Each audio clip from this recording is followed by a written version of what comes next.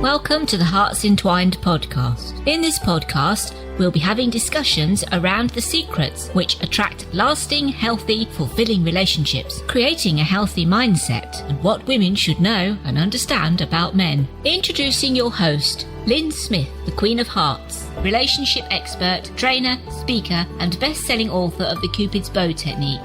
Lyn's mission is to have a positive impact in reducing divorce, domestic violence, and suicide. Welcome to the Hearts Entwined podcast. This is your host, Lyn Smith, the Queen of Hearts. And today I've got Andrea Steigler Girisha. Is that pronounced right?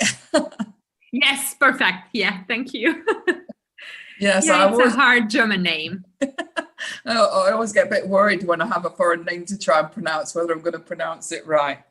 And Andrea, she is an orgasm coach, amongst a lot of other things that she's an expert in, but primarily we're going to be talking about how to create an orgasmic lifestyle today. So what I thought would be great would be to get Andrea to talk about what's led her to actually be doing what she's doing today.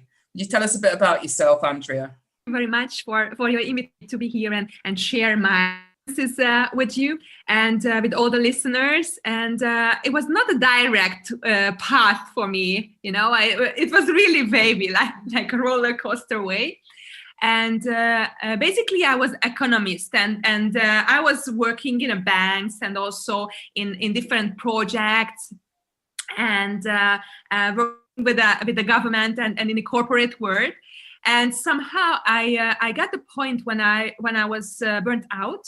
And this was the moment when my deep inner journey started. Even though it started when I was a teenager, when I was very sick, but my deep self-work around myself, my femininity and sexuality just started when I was 30. And basically, I didn't realize that I had any problem with my sexuality. But then when I started to dive deep, then I realized that a lot of traumas happened with me in my childhood, and I was carrying in my body. And somehow my orgasmic capacity was also, and I went into a very different kind of situations, and sometimes I was completely shut down. And this was also the reason why I was looking for a solution to have a kind of like balance around my sexuality. And I was very masculine, so I became, you know, in the corporate world, I became very masculine, and somehow I had an inner fight because I didn't feel okay. And this was also a kind of like seeking journey. How can I find my inner balance, and how can I find my harmony in my life? So this is my story in a nutshell. So at what age did you sort of start your healing journey and sort of start to realize that, you know, that you got these issues that needed to be resolved? I was 30, so it was 17 years ago. Right. So it was at that age that you actually even realized. It wasn't when you was older and you look back and it started at 13. It was actually at the age of 13 you actually had these realizations. Wow. Yes, because previously I was when I was a teenager or when I was young, I raised in a Christian family. So my parents didn't talk about sexuality or how can I behave, and I had no much boyfriends around, or guys were not around me. So I was 19 when first I had a sexual connection, and it was an abuse. And then I started to also, it was earlier. Yeah, thank you for your question. And now I can realize that I started a little bit earlier. Just this big shift in my life started was when I was 30. And so when I was 19, I started to do this. And then for a few years with a boyfriend, that I'm okay with my sexuality again, and to do my deeper work. Then on the way, I realized that, and this was a really, really big shock for me, that I had a lot of therapy around this, and I could talk about this trauma when I was 19, but nobody told me that I should have something before. So it was a kind of like impact of my childhood traumas. Wow. Okay, so what is it you actually do now that you realized on your healing journey, as a main part of what you've learned yourself with your clients that you work with around, how to create an orgasmic lifestyle? Yeah, it's very interesting, because then until we are not okay with our body, we have some shame in our body, we are disconnecting, we cannot enjoy the pleasure, and even we don't know how to enjoy, we don't know how to relax, we don't know how to get out of our mind, and we cannot relax in the bed. We have low self-esteem. That it means that something is fighting inside of us, because we are desiring, right? We always desire an amazing, orgasmic, pleasurable experiences.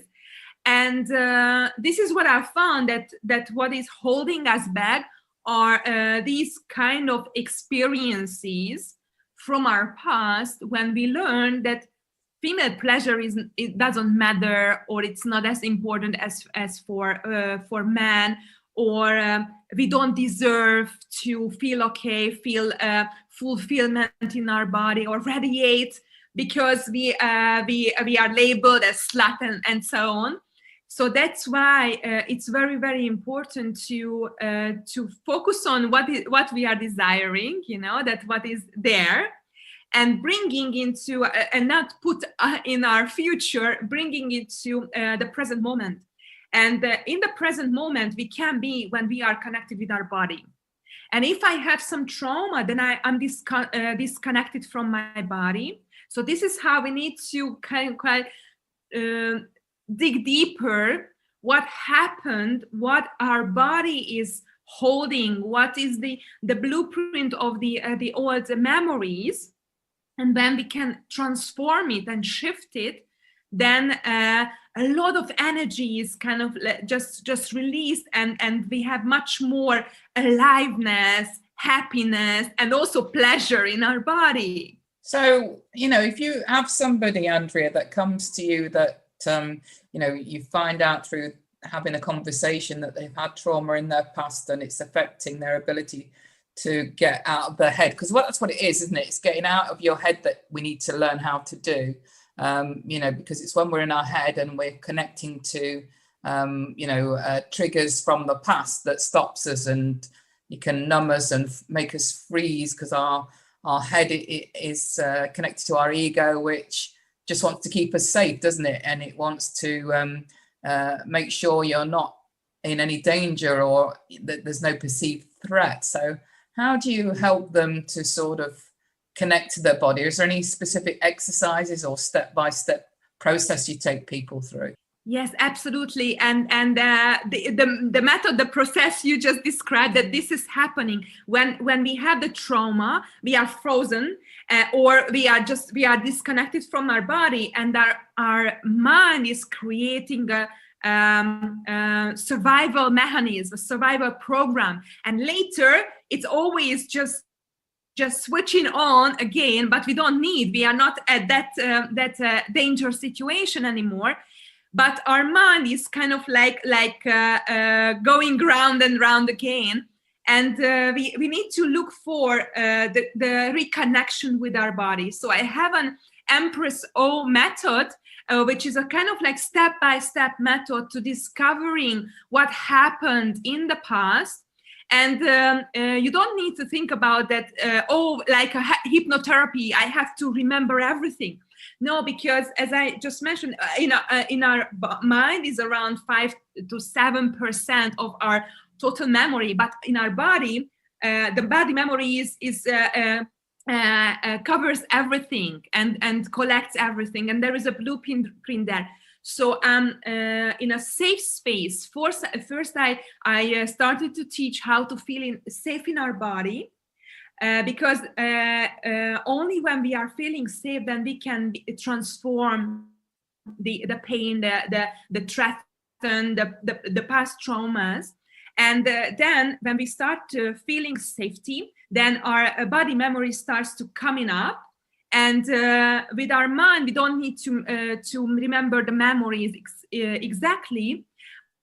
But through the body sensations, we can absolutely transform these past memories. And what the energy, this suppressed energy, what was happened before, it's kind of like released, and then we started to feel much more. Our sensitivity will be again higher. And it's also very important because I'm working in persons, and what I'm in person, I'm also doing a very special trauma healing massage. And what I realized is that when I have a trauma in my body, and my sensation is 100% at this time, at this moment. But before I had the trauma, it was much more sensitive. Just because my body was shutting down, then my sensation started to decrease.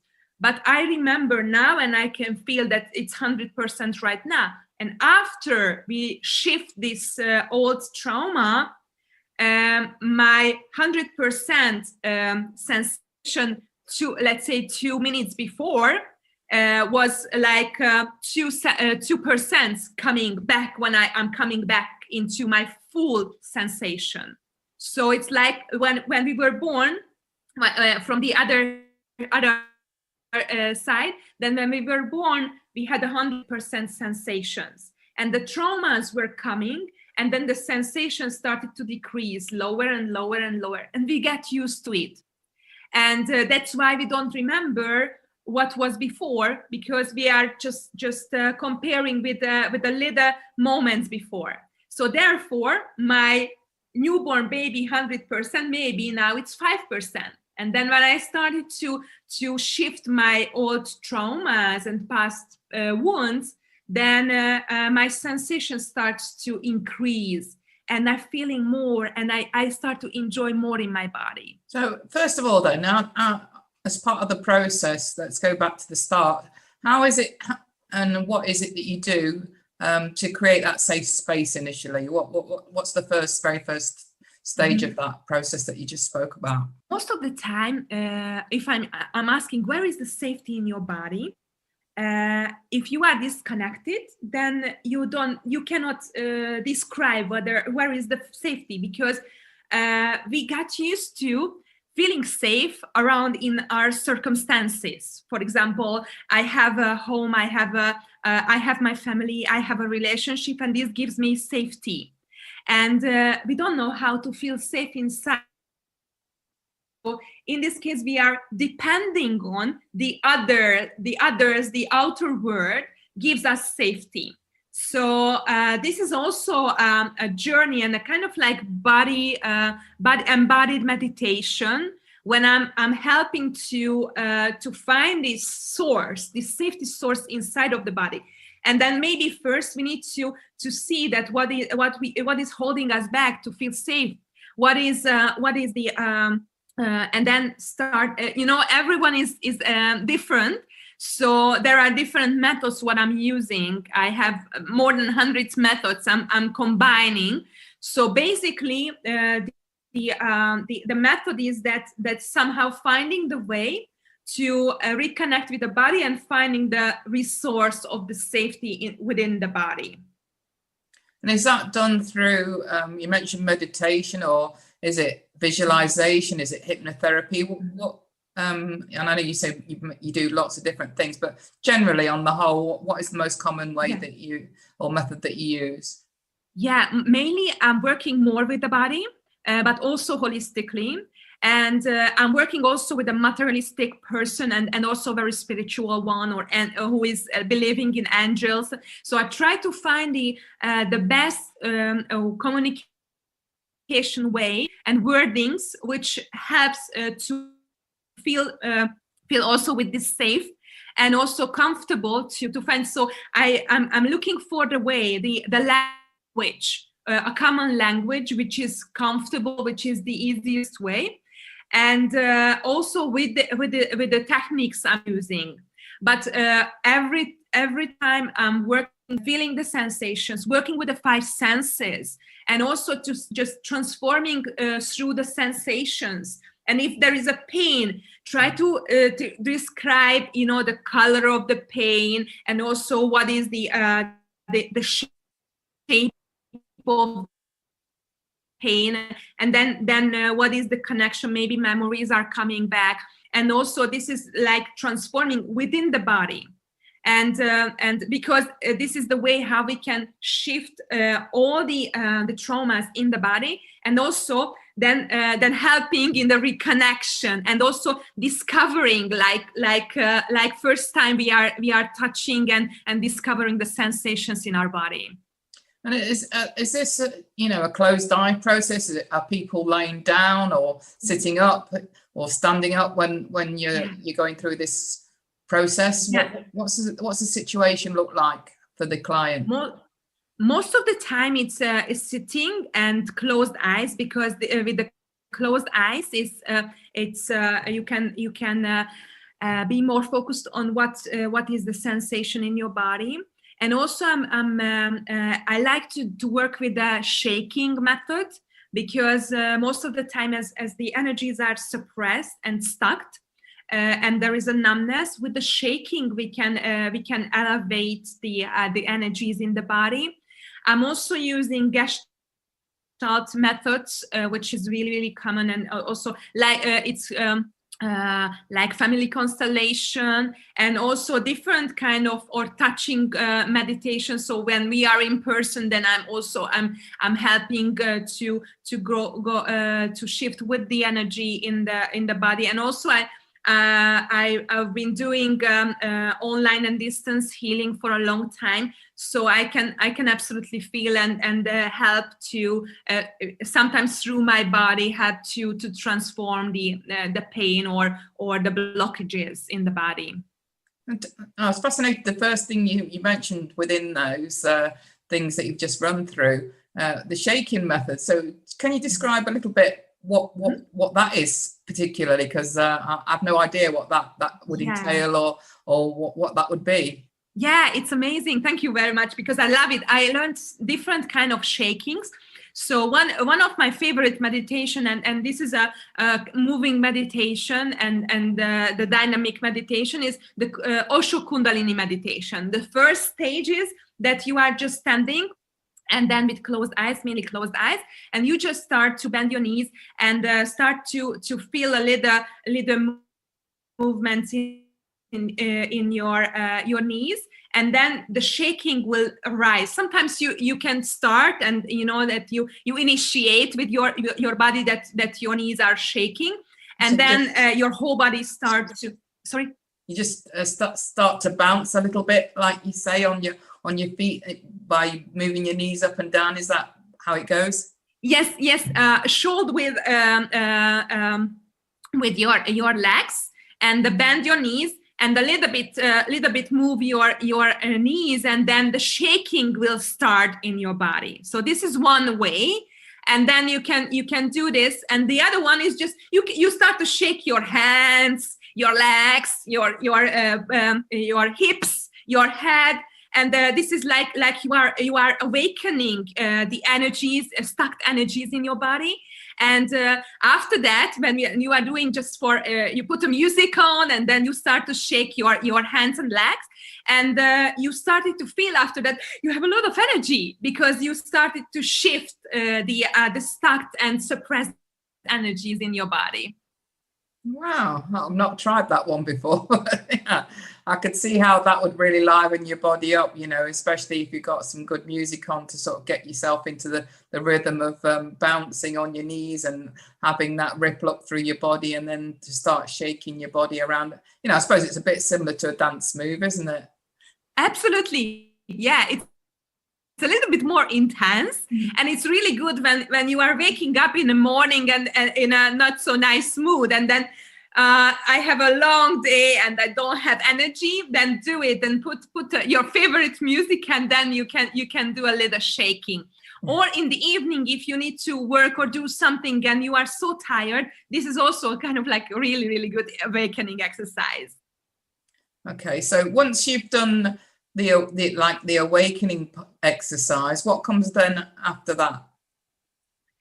Yeah, when you mean that going to the orgasmic state, right? Yes. And for example, if someone has no orgasm before, then we started to see that what could happen when she's shutting down the pleasure in her body. So through the body, again, then with a lot of different methods, then we start to awaken this life force, creative energy, and we are also seeing that what could be the blockage. And most of the time, of course, there are a lot of belief systems what we are bringing. Then there is a fight inside of us. So I'm desiring to pleasure in my body, but my mother told me that we shouldn't have or the pleasure is not for women, or so we heard some messages which we started to not to feel or not to enjoy the pleasure. And most of the time, if I have a positive desire, but I had a negative imprint from my past, then mainly the negative is much heavier. And I feel that I'm not able to direct, I'm not able to lead my body. And this kind of fight, we start to find these stages, and then to see with our consciousness is also through the body what is in the middle and how we can transform into the pleasure. Excellent, love it. Because is there an actual, I'm assuming there must be quite a lot of studies done around what percentage wise, how many percentage wise are women affected by not being able to achieve orgasm? More than 60%. So around one women out of three, they have experienced orgasm, and more than 60% they haven't. But the pleasure and the orgasmic capacities in all of our bodies. So we have the birthright to feel pleasure in our body. And it's absolutely a myth and misconception around that if I haven't experienced orgasm, that this is how I will die. And I'm so honored to women who are over 40 or maybe 50, 60, when they are coming to me and look, I don't want to die without experiencing orgasm. And it's so amazing that in the first session, they are able to open up and feel safe to feel pleasure. Because besides of safety, we need to, so the first thing that we need to feel safe. So that's why I'm working first with that. The second is that we need to relax. So we need to come out from our mind and enjoy being in our body. So this is the second thing that most of the time, or the barrier why we cannot experience orgasm, because we cannot relax. We are always in our mind. We are so stressful, and also the third thing that we need to trust. We need to trust our partner, and if we are alone, and most of the time this is also a problem, that if I don't have a partner, and I had a survey a few years ago asking that one of the questions was that how is your sexual life, and then the answer was that I have no sexual life because I'm single. Mm-hmm. And I really surprised on that, because so many women are not touching themselves, because there are a lot of shame around self-pleasuring. And they are expecting men to make them pleasure and create pleasure in their body. But most of the time, it's impossible if we don't feel safe, we don't trust in our partner, or if we cannot relax, because we receive. So man is kind of like giving, And then women, we are receiving, and for receiving we need to open up and we need to relax.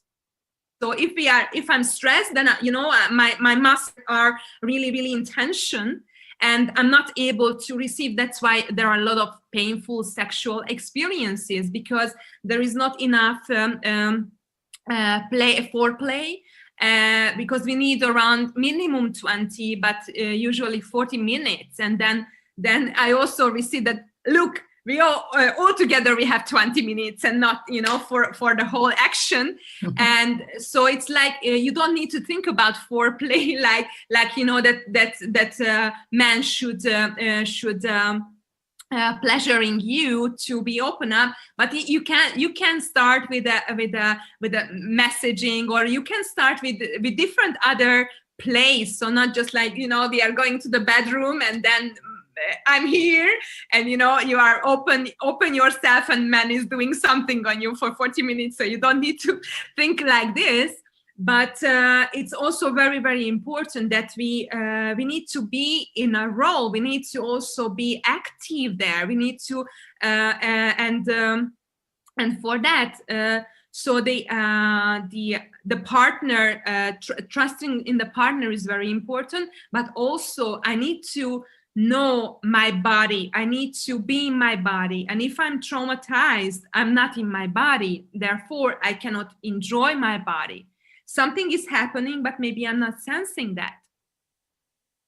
Yeah, it's so sad, isn't it, that men don't seem to have a problem with masturbating whatsoever. It's very common, isn't it, amongst, right from puberty, for boys to pleasure themselves all the time. Whereas for girls, it's a whole new different story, isn't it? Yes, absolutely. Yeah.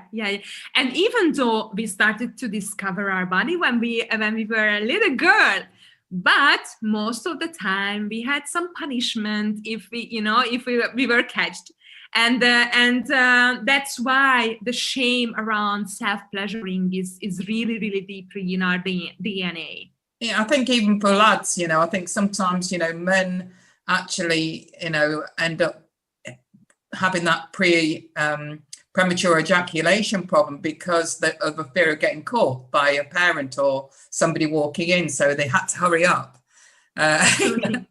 Yes, totally agree. Yeah. So even men can have problems as a result of carrying a bit of guilt and shame, or just for wanting to get it done quick so they wouldn't get caught. Yes. Around that. So yeah, very, very interesting topic and subject. Thank you so much for sharing all your insights and wisdom about how to have or create a orgasmic lifestyle. So what can you share with us that maybe was before, during and after from a client perspective? Can you sort of give us a case study as to what that woman was like before she came to you, and then what process you took them through, and then how she is now today? Absolutely. And also, we were just talking about the bedroom. So the lifestyle is much more than what's happening in the bedroom, even with our self-pleasuring and having sex with our partner, because most of the definition around female pleasure or orgasm is like an intense pleasure feeling in the body during sexual action, and I can tell that orgasm and pleasure can be absolutely experienced out of the bedroom. For example, and with the energy orgasm, you don't need to touch yourself and the energies or the Kundalini energy. I'm sure that the listeners heard about that. The Kundalini energy is just moving in the body. If you are healing the blockages in your body, the energy can flow fluently. So you can absolutely feel. Or my favorite topic is working with the five senses of pleasure with the five senses. So it's like if you are eating something, if you are drinking something, if you are just touching or just hearing something or smelling, then you can absolutely feel and experience orgasm in your body. And so that with that, you can absolutely feel anywhere, any time in your body. And with this life force creative energy, you can bring it into all area of your life. So not only just the bedroom, not only just the relationship, but everywhere. You can create, you can manifest in your business, in your relationships, in your anywhere in your life. And my few of my clients experience that came from that they haven't experienced orgasms. Or even I had a client who didn't know what is the sexual desire. And then we started from there. So she didn't have any orgasm, even though beyond she didn't know what the desire means. And then we went through a journey, and now she's living in a harmonious relationship. Yeah, and then most of them, they were not in a relationship. So as they started to radiate from inside, and they started to step into their true worthiness, then their radiation were not like, and they were not afraid of, or they didn't feel shame around showing their body, their boobs, with a shoulder, that showing their beauty to the world. So they could create a harmonious relationship, and they are much more successful in their work and business as well. So it has a knock-on effect to all areas of their life. This, just through healings, any sort of trauma from whether that's from childhood or even adulthood, you can actually have not only a positive knock-on effect in terms of your love life, but like you say, in your health and your business as well. Absolutely, yeah, because the lifestyle is, and also what I'm seeing that so many women who are sexually attractive, they are fully showing off. And this is like, as I'm also working in a corporate world, that I could see that what is when you are putting something in a window, that I have a harmonious and very happy relationship, but at home we are fighting all the time. So this is absolutely aligned with with ourselves and what is inside, and this is absolutely happening in my world and everywhere. So if I'm changing, my deep inside, I started to be aligned with myself and started to true to myself, and kind of like peeling what is not me, because a lot of society and family beliefs created me. And that's why there is a lot of inner fight, because it's not fully me. That and then these women are able to show who they really are, and this is absolutely seen, and you can feel, you can taste it, that this woman is okay, absolutely okay. Yeah, I think we've all been in a situation, maybe, whether it's a family event or a party or something like that, where there's going to be a crowd and somebody walks into the room and everybody turns to look at that person because they have that presence, whether it's a man or a woman, they just exude that either positive or even negative energy. Don't they? And you can just feel it. Yes, exactly. So now I can see that then when someone is that absolutely okay with herself and not like showing something which is not her, then you can feel the difference. Absolutely. Massively different. Yeah. So thank you so much, Andrea, for sharing your tips around how to create an orgasmic, I should say, lifestyle. I've really enjoyed this conversation. Thank you so much for sharing your insights, your wisdom, and your own personal story as well. I really appreciated that. Thank you very much. Thank you very much for inviting me, and I'm so happy that I could share this. And I hope that all the listeners could learn something and could be open to find a way how to really go deep and find the treasures inside of them. I hope so too. So for the listeners, what is your best contact information for anybody that would like to get in touch with you, Andrea? Yeah, thank you. I have a website, empressco.online, and then you can find everything there, and also my social media content. Excellent. And we'll also, as usual, share Andrea's other contact information in the show notes. So if you want to contact Andrea, just go to the show notes and all the information will be in there as well. So thank you very much again, Andrea. Very fascinating conversation today. Thank you for coming. Thank you very much. And I'm wishing for all of you having an amazing orgasmic life. Yeah, I'm going to second that. Have an amazing orgasmic lifestyle. And it just leaves me that now to end, as I normally do, with true love starts with opening our hearts. And until next time, goodbye for now. Thanks for listening to the Hearts Entwined podcast. You can follow Lyn via the Facebook group Two Hearts Entwined, or search Lyn Smith, inspirational speaker, at LinkedIn, or email lyn@hearts-entwined.com. That's LYN@hearts-entwined.com. Remember, true love starts with opening our hearts.